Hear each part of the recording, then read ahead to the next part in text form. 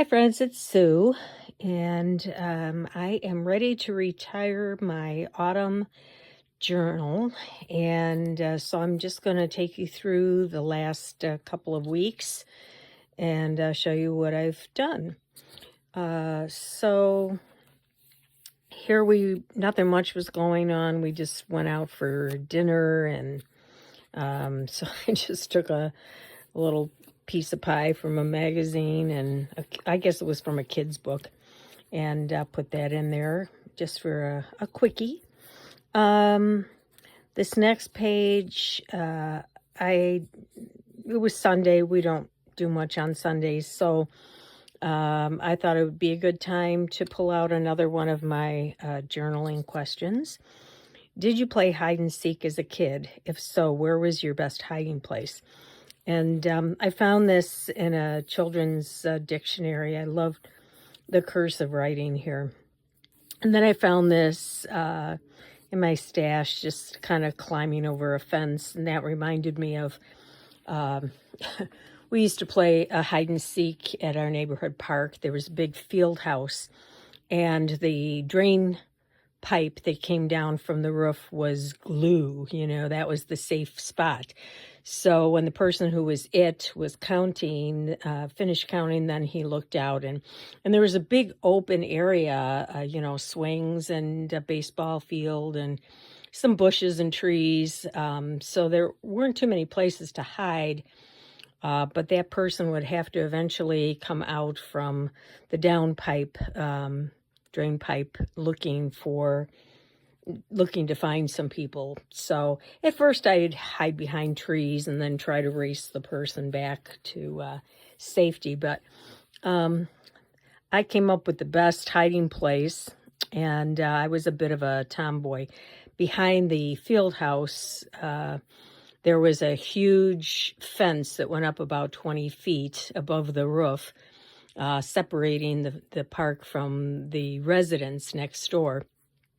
And I got this idea to climb up that fence onto the roof, climb up halfway on the roof, and then get down on my stomach and scooch down to the corner of the building where the drain pipe was. And when I heard the person finish counting, I could just reach my hand down, touch the drain pipe, and I was safe. So that was, I actually managed to do it without breaking anything or falling off the roof. In fact, I did that several times because it worked for me. So that I enjoyed writing, a little bit about that memory. The next page, I don't know, it was just little something from a children's book, and just some things that were going on with the kitchen renovation and what was going on there. I put a little, and what would you call it? A little bag I had in my stash, and this is from a Richard Scarry book, and just another little something that I had. So we went out to lunch with a friend. He insisted on treating us to lunch for something we had done for him. And in the middle of the lunch, I got a text that a friend of mine had passed away. And so that was kind of sad. This was a printable from Anya, who is so kind to send me lots of her printables that she makes. So I had a cold coming on, and we had a lot of snow that day, and so I was just writing about that. This was in my stash from an old ad, and I was going to make this a journaling spot. I put some paper on the back and sewed around the edge, but I decided I just wanted to make a little tuck spot there, a little top pocket. This I liked because it kind of looked like a tree, so I made it kind of tall and thin, put a little bird on there, and then just, I think this came from Care, I believe, in a little goodie package. And we had our appliances delivered that day, so I wrote a little about that. Here was kind of another thing. Yeah, this was an envelope. I forgot that. This was an envelope that went over, I put it over the side and put a little paper coaster here. And then, yeah, my husband and I did a lot of shopping that day, and then we went out to dinner. So I just put that in there. This was a little dangle that I had in my stash. Just little scraps of this and that. Poked holes through it and put it on a little garment ring. Yeah, and then just, again, trying to get over my cold, I guess. Over here, this was a scrap of paper from a packet, a fall packet that I had. I just made a little pocket out of that. This was also in the packet. So, yeah, the countertops went in. Then I just had this here, I wanted to use up this picture for fall. This was an envelope from our local Mariano store. So I'm just covering up some of the writing. Our coupons come in this, so there was more writing here. I just filled that in. And there was a little poem about autumn, and another printable that I just folded in half, and I think that was also from Care. And yeah, the next day was nothing much going. I actually fell a little behind, and I couldn't remember what I was doing on this day. So I just decided to do another journaling spot. Do you have a hard time telling people no? And so I just wrote about that.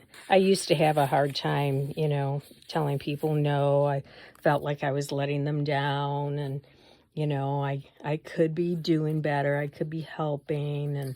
But sometimes you have to put boundaries up or just say, no, that's not something I want to do. But, another time I can do something else to help. This was an ad from an old magazine, and then I found this again in that same book, and just wrote a little bit about what we did for Thanksgiving. We had planned to go out to Colorado to visit our daughter, but then the death of a good friend of ours, the funeral was to be Saturday after Thanksgiving, so we decided to stay home and attend that. Yeah, and so this was the day that we went to the funeral, and it was two people that I worked with. The maintenance man married the special ed teacher, and they had both been widowed, and then they found each other, and so yeah, it was a really nice. They were married 17 years, but then she went into the hospital, and while she was in there, he went into a different hospital with pneumonia and died. So she was not able to be with him. And she's now in, a home for rehab. So hoping she gets back on her feet and back to being with her friends.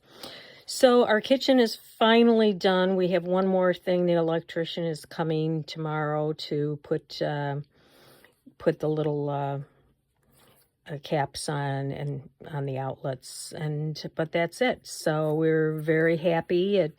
They said 4 to 6 weeks. It took more like 7, but we're very happy with the outcome. It's not a big kitchen. It's a galley kitchen, as you can see, but we're very happy with the way it turned out. So yeah, that brings us to the end of this journal, which got pretty chunky, but still not too alligator mouth. I think I found this ribbon on my desk, and I think I'll probably be able to tie that around. I'll iron it and then tie it around, and we'll see what happens.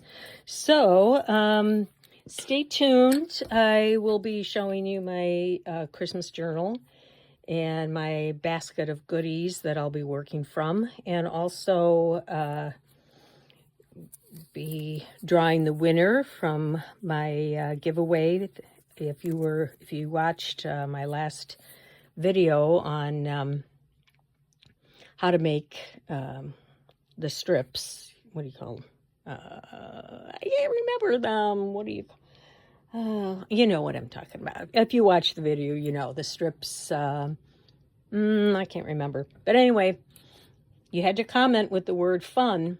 And if you did, you will be in the drawing for some goodies to make your own. So I will do that in our next video. So till then, check back, and I will see you later.